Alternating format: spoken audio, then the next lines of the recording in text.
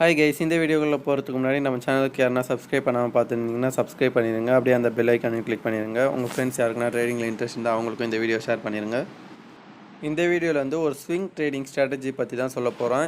இந்த strategy use பண்ணனா நம்ம வந்து இன்றைக்கி வாங்குறத நாளைக்கே ப்ராஃபிட்டில் விற்கிற மாதிரி இருக்கும். இந்த ஸ்ட்ராட்டஜி அவ்வளோ எஃபெக்டிவாக இருக்கும். நானுமே இந்த ஸ்ட்ராட்டஜி நிறையா டைம் யூஸ் பண்ணியிருக்கேன். பேக் டெஸ்ட்டும் நிறையா பண்ணியிருக்கேன். நான் ப்ரீவியஸ் டேஸில் இதுதான் நிறைய யூஸ் பண்ணிகிட்டு இருந்தேன். நீங்களும் வந்து ட்ரை பண்ணி பாருங்கள். நீங்களும் பேக் டெஸ்ட் பண்ணுங்கள். உங்களுக்கு செட் ஆச்சுன்னா மட்டும் இந்த ஸ்ட்ராட்டஜி யூஸ் பண்ணுங்கள்.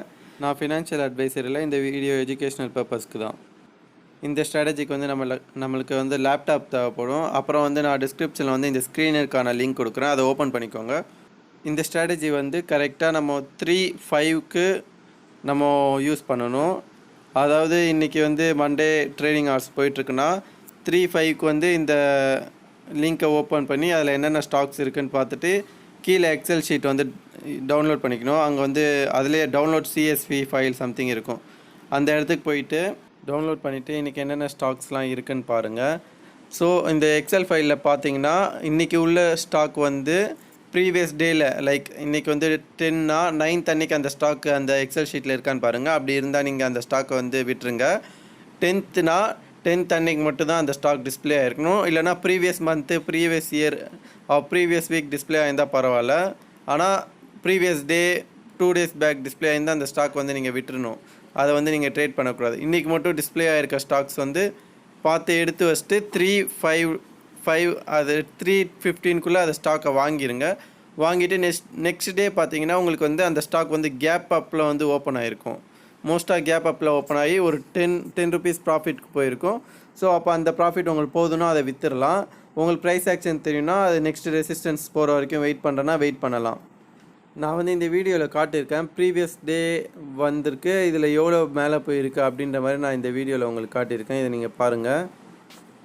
இந்த வீடியோவில் வந்து அந்த ஆப்பர் இண்டஸ்ட்ரி ஸ்டாக்ஸ் வந்து 6/6 அன்றைக்கி டிஸ்பிளே ஆகிருக்கு. சார்ட்டில் வந்து நான் காட்டுறேன். 6/6 அன்னைக்கு வந்து எங்கே இருந்திருக்கு, அதுக்கப்புறம் எங்கே போயிருக்கு அப்படின்ற மாதிரி. ஸோ நான் டெய்லி டைம் ஃப்ரேமுக்கு மாற்றிக்கிறேன் இதை.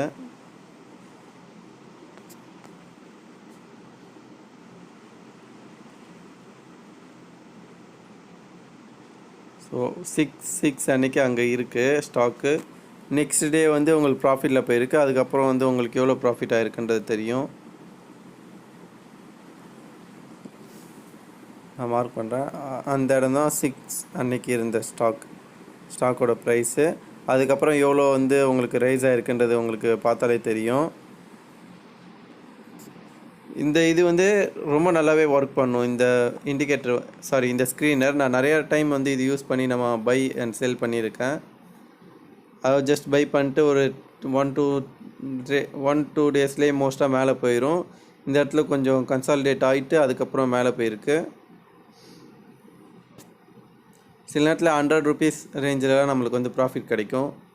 லைக் இன்றைக்கி வாங்கினீங்கன்னா நாளைக்கே 100 rupees லெவலில் போகும்.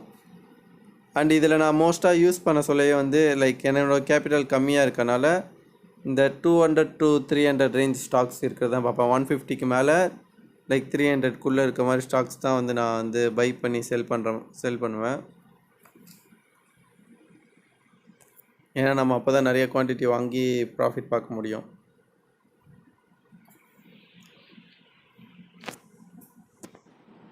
ஸோ இதில் பார்த்தீங்கன்னாலும் தெரியும் உங்களுக்கு, இதுலேயும் 100 rupees ப்ராஃபிட் வந்திருக்கு.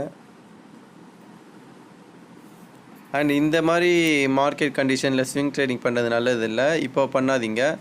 மார்க்கெட் நல்லா ஸ்டேபிள் ஆகிட்டு இருக்க சொல்ல வந்து அப்போ நீங்கள் பண்ணிங்கன்னா கொஞ்சம் நல்லாயிருக்கும் உங்களுக்கு.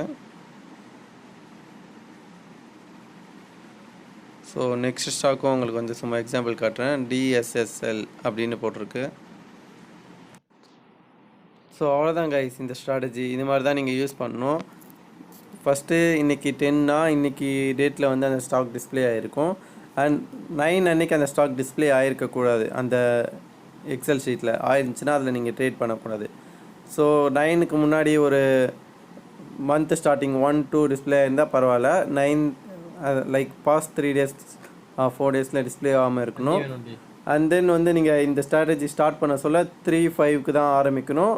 அண்ட் தென் நெக்ஸ்ட் 2 days வித்துடுற மாதிரி பாருங்கள். அவ்வளோதான் கைஸ். தேங்க்யூ, பாய்.